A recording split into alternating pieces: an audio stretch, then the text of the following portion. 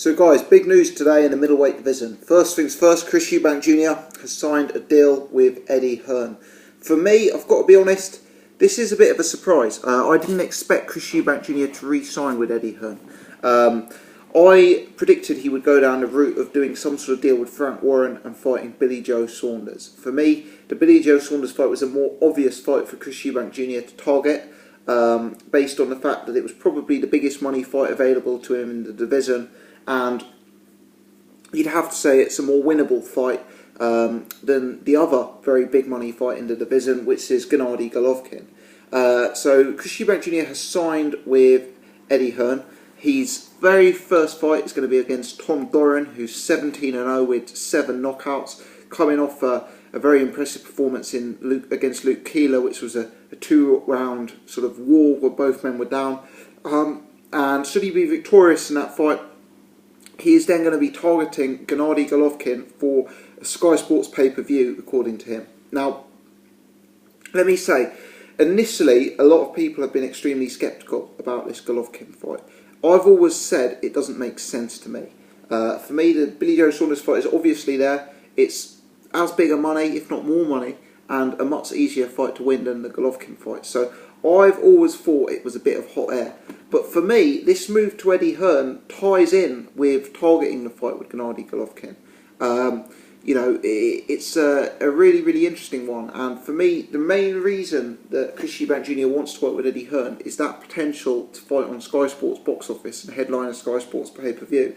And with Billy Joe Saunders being on the Frank Warren side, to me it's clear that Billy Joe Saunders will not fight on Sky, will not fight on an Eddie Hearn card. You know, I know Frank Warren's allowed fighters to go over and fight on Sky, but not fighters of Billy Joe Saunders' fame and name. You know, he's not going to let his marquee stars go and fight on Sky. So, for me, really, if we look at pay-per-view fights for Chris Eubank Jr. in the middleweight division that he can take this year, for me, the only option actually is Gennady Golovkin.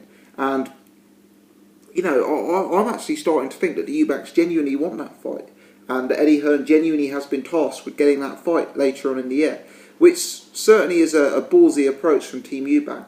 I mean, you look at the Eubanks and you always wonder, are they mentally unhinged, or have they got some very sophisticated game? And I've always thought, you know, these are great actors who have some sort of eccentric game plan going on. But having watched the press conference today, I'm actually leaning away from that and leaning to the fact that they are mentally unhinged, albeit in a very charming and intriguing way. And I actually think they genuinely are targeting this Golovkin fight. Now, I'm not saying he can beat Golovkin, don't get me wrong. What I'm saying is, my belief, looking at these two, senior and junior, is that quite genuinely they are targeting the Golovkin fight.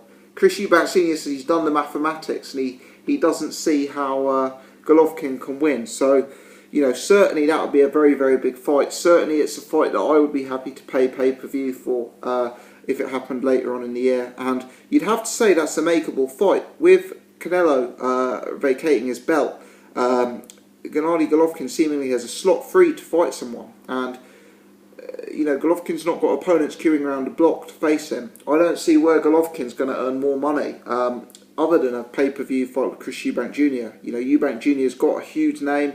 He's got a real big following. He's an intriguing fighter. And now he brings with him the might of Sky Sports box office. So, you know, stranger things have happened. And that fight could well be on the route to getting made, subject to Chris Eubank Jr. beating Tom Doran. And to be honest, I suspect he'll beat Tom Doran without too much difficulties. You know, for me, Doran, he's undefeated. He's a decent fighter. For me, he's actually a step down from the likes of Nick Blackwell, from the likes of Spike O'Sullivan, from the likes of Dmitry Chudinov. The guy's unspectacular. Certainly in his last fight, he comes to brawl. I don't think he's the most fluid boxer. For me, his stance is a bit wide. He's a bit uncoordinated. He's relatively easy to hit. We saw him dropped in that fight. And I think the kind of guy who's going to stand in front of Eubank Jr. and throw down and unload power punches and be happy to trade is the kind of guy who's going to get taken out. You know, Tom Doran, he's undefeated, he's got desire, he's got a bit of heart. Eubank Jr. isn't the biggest single punch knockout artist in the world, but I suspect this one will go inside the first 6 in favour of Chris Eubank Jr. I don't think Tom Doran's going to have much to bother Chris Eubank Jr. with. So I suspect Eubank Jr. will go marching on, and you know, looks like he genuinely is targeting that Gennady Golovkin fight. Fascinatingly, Chris Eubank Sr. also called out James Degale, and in what I thought was a spectacular quote, said something, and maybe I'm paraphrasing here slightly, something to the effect of, James Degale was rude to Junior, and we don't forget that. And yeah, I'd certainly, that's another fight, and that's another fight that sells out the O2 Arena, does big numbers on pay-per-view, and that would be a mega build-up. And for me, you know, even if Eubank Jr. lost to Golovkin, you know, even if he lost to Golovkin, but say he went the distance, or say he did it closer than expected, for me the natural thing would be to move up to £168 anyway after a defeat. You know, Eubank Jr. is a very big guy at the weight, he's a strong guy, I'm sure he could still be strong at 168, and you know, that's a big fight to make. And I know James Degale is a pound-for-pound contender, I know he's known as a world-class fighter, but let's be honest, James Degale is not a guy who sells out arenas in the UK. He's not a guy who's headlining pay-per-views in the UK. And even though he may view himself as some way ahead of Chris Eubank Jr., that's a big fight for him, and that's a fight that can make him a lot of money and make him a pay-per-view headliner again. So, you know, don't rule that fight out, and I think that fight is possible even if Eubank Jr. were to lose to Golovkin, but do it in a spirited fashion. But one thing's for sure, it's fascinating times ahead. I believe it's only a 2-fight deal, but Eubank Sr. has said he's inclined to sign for longer if Hearn can deliver the Golovkin fight, which is quite an amazing statement to make, really. But the world of the Eubanks is entertaining and can't miss at present. Just sticking on the middleweights recently, as I mentioned earlier, Golovkin is now WBC champion after Saul Canelo Alvarez has vacated the £155 belt. You know, a duck is a duck is a duck, and this is a quacking duck. This is a big duck, and I've got to say this goes down as one of the most memorable ducks since I have started creating videos on YouTube. It is a real bad duck of epic proportions. He's given up his belt. He has avoided the biggest fight for him in the middleweight division. He has drained himself repeatedly to a weight that cannot be good for him, purely to avoid fighting Golovkin.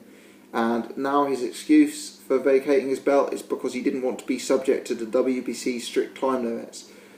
Let's be honest, Canelo, this fight's been there for you for a long time. You could have had this fight on multiple occasions. You're actually a bigger man than Golovkin. You don't need to suck down to 155. You know, this is a duck. This is a calculated sidestep. My personal belief, whilst it is a duck and whilst it must be called a duck, is that this probably comes more from Canelo's management, Oscar De La Hoya and Golden Boy, than Canelo himself. I don't genuinely believe Canelo, as a man, would run scared of any fight. You know, he's been fighting from a very early age. He's fought very tough fights. He's fought fights, you know, like the Floyd Mayweather fight where he was an underdog. But I think this is an example of Golden Boy, Oscar De La Hoya, letting the business side lead and realising that their pay-per-view star, their golden asset, cannot be risked against Golovkin. And that is a risk. You know, it's not the fact that Canelo might take an L, it's the fact that his whole mystique may be destroyed by a hideous knockout. His career could be ended if he's too tough for his own good and takes a vicious beatdown, you know, that Golovkin's capable of handing out. So, you know, very disappointing stuff from Canelo. Amongst the hardcore boxing fans, it's going to be hard for him to regain credibility. Of course, there's still mega fights out there for him. There really is. The name he has, the drawing power he has, you know, the likes of Lemieux, Billy Joe Saunders, maybe even Chris Eubank. These are all fights that can be made, I'm sure. You know, maybe he'll even fight Liam Smith. Who knows? Who knows what will happen? But yeah, very disappointing stuff from Canelo. Golovkin well on his way to unifying the titles now, and let's see what's going here. It's fascinating stuff. The middleweight division's hotting up. I, for one, am not amazed if Eubank Jr. versus Golovkin actually happens, which has never been my inclination. Let me know your thoughts, guys. What's your thoughts on the updates in the middleweight division? If you've enjoyed this video, do hit the thumbs up button. If you're new to the channel or haven't done before, please subscribe. Thanks for watching again.